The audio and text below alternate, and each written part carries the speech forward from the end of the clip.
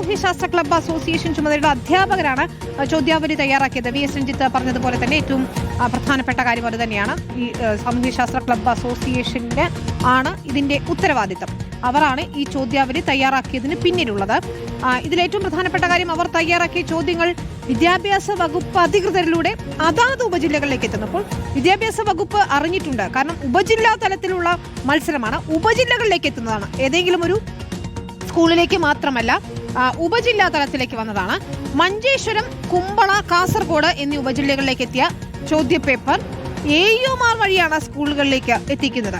അതായത് അവിടെ ഒരു ഉന്നത ഉദ്യോഗസ്ഥന്റെ തന്നെ മേൽനോട്ടത്തിലാണ് ഈ ചോദ്യപേപ്പറുകൾ എത്തിക്കുന്നത്.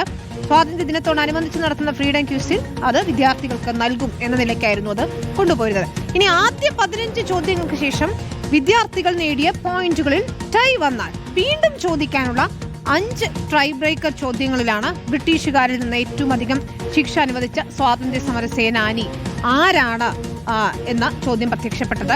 അധ്യാപകർക്ക് നൽകിയ ഉത്തര സൂചികയിൽ ഈ ചോദ്യത്തിന്റെ ഉത്തരമായി രേഖപ്പെടുത്തിയിട്ടുള്ളതും VD സവർക്കർ എന്നതാണ്.